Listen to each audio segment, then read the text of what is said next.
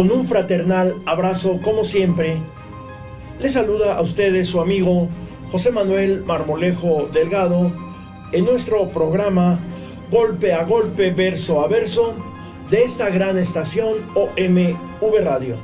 Tenemos como fondo en nuestra pantalla esta vista de la Hacienda de San Antonio en Acolman, Estado de México. Visiten Acolman, su convento, toda la serie de pueblos originarios que rodean al núcleo central que es Acolman. En particular, visiten la Hacienda de San Antonio, que está administrada por los ejidatarios. Puede uno ahí hacer eventos culturales, festejos, etc.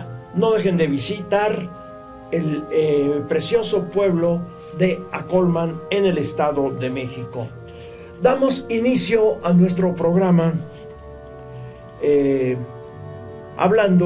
hemos estado hablando en las últimas fechas de los pormenores de la guerra cristera, de los combates, del derramamiento de sangre, de las posturas de los políticos. Excelsior, el día 22 de junio de 1928, publicó esta nota: los objetos de los templos se cuidarán mejor. Disposición dictada por la Procuraduría de Justicia de la República.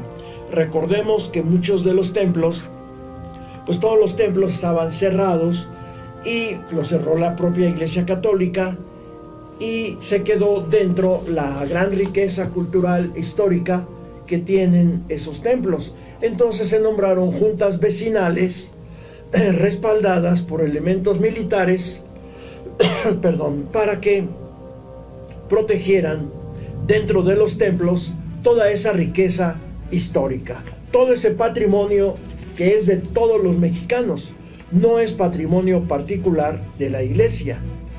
Estricta vigilancia debe hacerse en las iglesias católicas por las juntas vecinales. La Procuraduría General de la República dictó nuevas disposiciones para el funcionamiento de las juntas vecinales que tenían bajo su cargo el resguardo o custodia de los templos, seminarios y demás establecimientos religiosos intervenidos por el gobierno. Las juntas tendrían que rendir un informe mensual de novedades y los directores de estas deberían presentarse cada 15 días ante el agente del Ministerio Público adscrito a la Procuraduría que tenía bajo su cuidado los templos. Se debería formular inventarios cada 2 o 3 meses, mismos que tendrían que coincidir con los inventarios iniciales de cuando los bienes eclesiásticos fueron incautados por el gobierno. En el número 4113 del sábado 23 de junio de 1928, en primera plana, Excelsior publicó esta nota: rebeldes que secuestran y cometen numerosos atracos. Las tropas federales los persiguen y esperan acabar con ellos. Guadalajara, Jalisco, junio 22. Cerca de 50 soldados perseguidos por el general Antonio Beltrán, jefe del sector de La Quemada, penetraron en San Rafael, cerca de Zapopan, a 20 kilómetros de Guadalajara, cometiendo desmanes y secuestrando a 2 ciudadanos norteamericanos cerca de Copala. Uno de los secuestrados era gerente de la compañía mineral Mezquital del Oro, cuyo mineral se encontraba en Zacatecas. Cerca de Copala fueron sorprendidos 2 mozos que llevaban ganado perteneciente al hacendado Ventura Parra. Lo secuestraron, liberándolo después, robándose todo el ganado. El cabecilla de los rebeldes mandó a decir que le enviaran 3,000 pesos o que de lo contrario ejercería represalias. El objetivo de la partida cristera católica era atacar la fábrica de Río Blanco, que se hallaba cerca de Zapopan.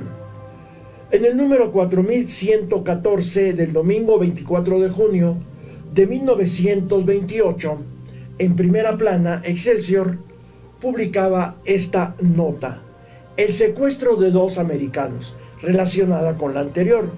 La Embajada de Estados Unidos hizo ayer representaciones amistosas. Serán rescatados. Las tropas persiguieron a los bandoleros para librar a los plagiados. Washington, junio 23. El cónsul norteamericano en Guadalajara, Edward P. Lowry, identificó a los estadounidenses secuestrados por rebeldes en Jalisco. Se trataba de los ingenieros mineros W. H. Mitchell y John F. Hopper. El Departamento de Estado ordenó al encargado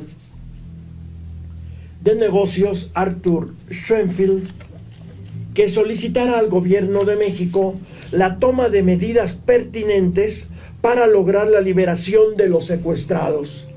La Secretaría de Relaciones Exteriores recibió una comunicación de Arthur Schoenfield en el que se solicitaba a las autoridades el rescate de los estadounidenses plagiados. Los secuestradores exigían 18,000 pesos como rescate. Edward P. Lowry pidió a las autoridades que hicieran el esfuerzo para evitar que sus coterráneos fueran asesinados.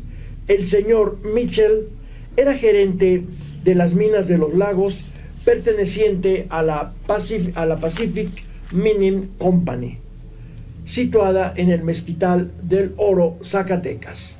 El gobierno mexicano ofreció al de Estados Unidos hacer todo lo posible para liberar a los secuestrados y castigar a los plagiarios.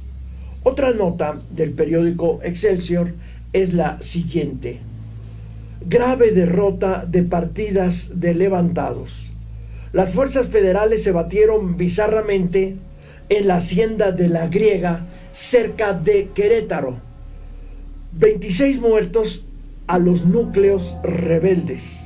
Se combatió en una extensión de 30 kilómetros en virtud de que los alzados se dispersaron. Querétaro, julio 1.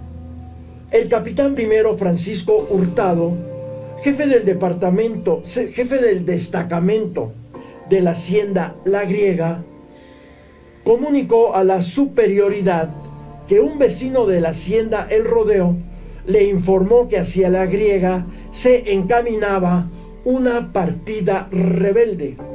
Por ese motivo, el general Antonio Guerrero, jefe de operaciones militares, se dirigió a La Griega, acompañado de los tenientes coroneles Riva y Márquez y de 30 individuos del 29º Regimiento.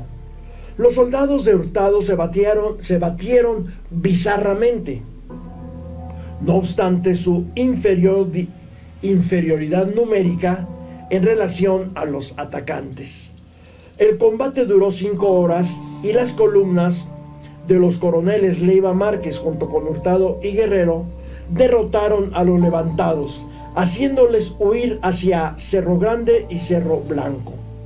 Se ignoraba el nombre del cabecilla cristero que comandaba la partida rebelde, pero se suponía que se trataba del grupo que había asolado los límites de Querétaro con Guanajuato. A los alzados se les decomisaron un gran número de mapas de la República, esquemas de las vías férreas, señalamientos de caminos y otros documentos, además de 2 estandartes.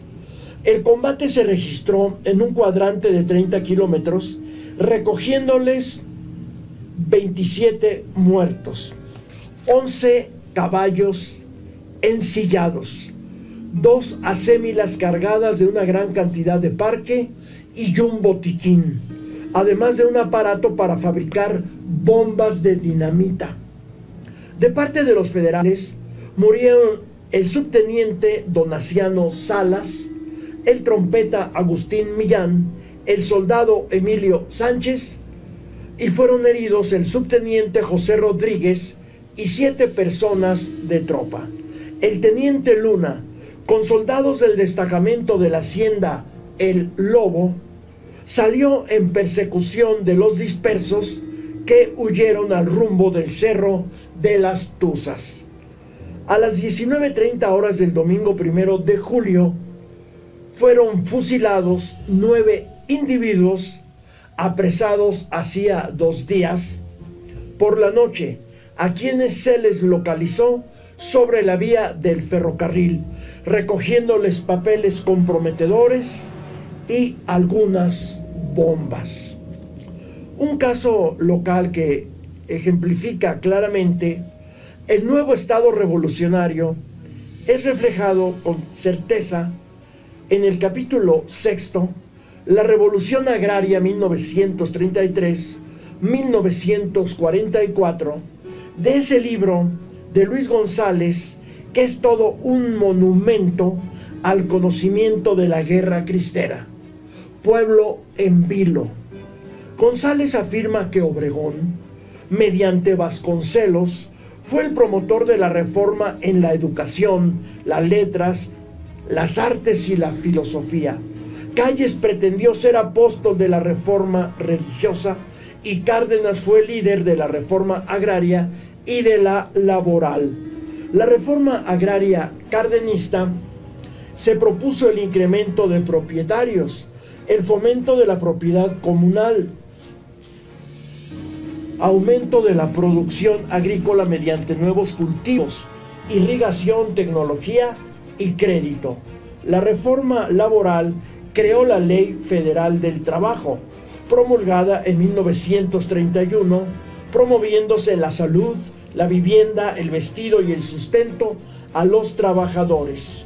Como gobernador de Michoacán de 1928 a 1932, Lázaro Cárdenas llevó a cabo acciones agraristas y laboristas, repartió una gran cantidad de latifundios, concretó 400 dotaciones ejidales con extensión de 407 hectáreas para 24,000 ejidatarios. Pues este es un análisis que hace nuestro autor Luis González sobre la situación que prevalecía en medio de lo que ya estamos viendo, ese conflicto terrible, ese baño de sangre que fue la guerra cristera.